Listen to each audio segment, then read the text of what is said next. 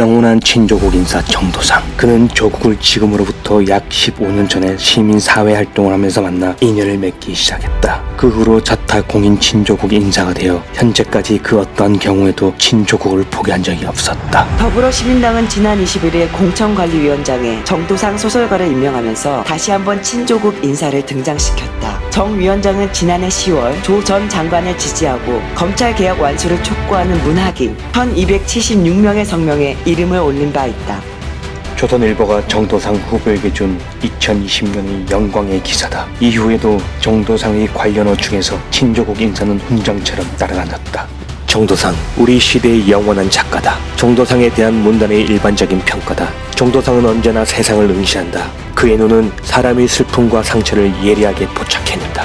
찔레꽃으로 요산 문학상과 아름다운 작가상을 수상했으며 영혼의 발걸음으로 걸어가는 낙타로 존재의 슬픔을 파헤쳤다. 나는 도청에 있으면서 목숨이 아깝다거나 뭐 그런 생각을 해본 적이 없다. 내가 사랑하는 사람들이 여기에 있으니 여기에 있는 것이다. 나는 민주화도 투쟁도 잘 모른다. 내가 아는 것은 사랑하는 사람들의 곁을 떠나서는 안 된다는 것뿐이다. 그것이 사랑에 대한 예의다. 내게 그것을 가르친 사람은 희순이다. 바로 이 마음으로 조국을 지키고자 한다. 정도상은 시민으로서 품격 있는 정치에 관심이 많았다. 정치의 품격은 세동실록을 인문학으로 재해석한 책이다. 정도상의 마음속에는 상처 입은 사슴 조국이 언제나 담겨 있었다.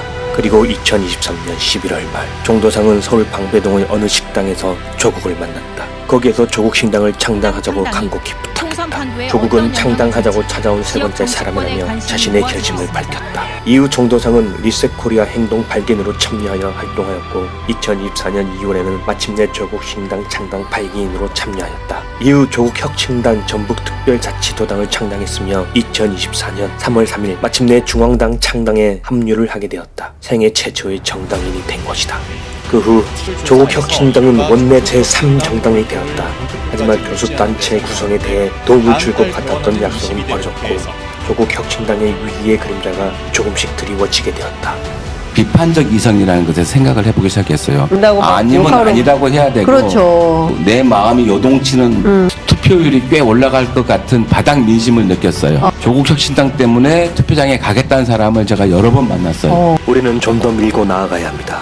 호남이 없으면 나라도 없다. MD노예란 당시 이순신 장군이 남기신 말씀입니다. 하지만 이젠 이렇게 말해야 합니다. 호남이 없으면 국가 발전이 없다. 다가올 10월에 재보궐선거가 있습니다.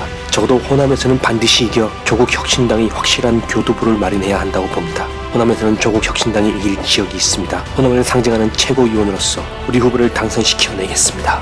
조국이 믿는 사람, 조국을 지키는 최고위원이 되고자